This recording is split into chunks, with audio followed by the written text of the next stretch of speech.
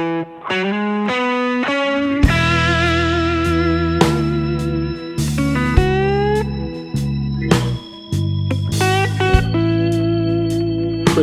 welkom in ons proeflokaal.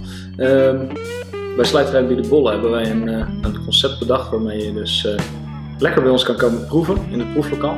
En daarvoor hebben we een aantal menus opgehangen. En die menus die draaien eigenlijk om mensen kennis te laten maken met onze producten.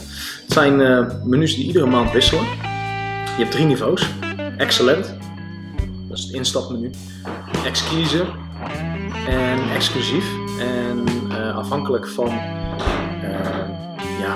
eigenlijk het jaargetij wisselen er soms een paar. Eigenlijk de vaste basis wat er te proeven is rode wijn, witte wijn, whisky en bier. En dan wisselen we af en toe af met port, champagne, rum misschien, cognac of soms een likeurtje.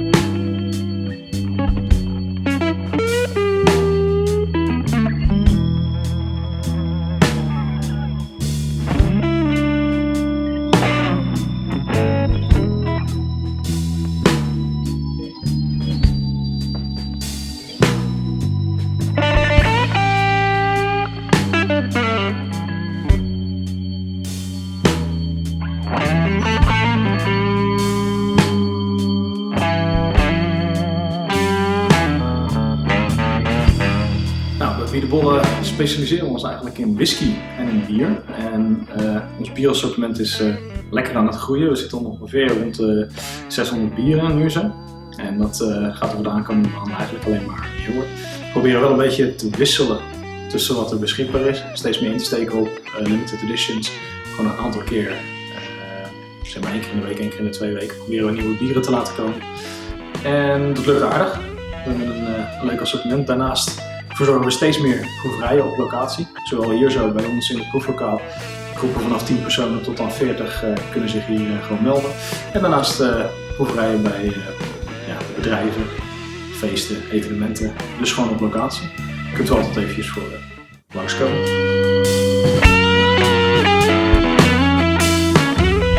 We hebben een kleine 500 whiskies hier staan.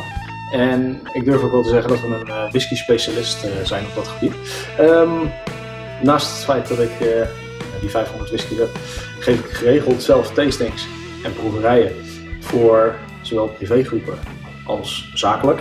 Daarnaast organiseer ik ook Whisky by the Sea, een whiskyfestival in Vlissingen 1 keer per jaar op 22 september dit jaar.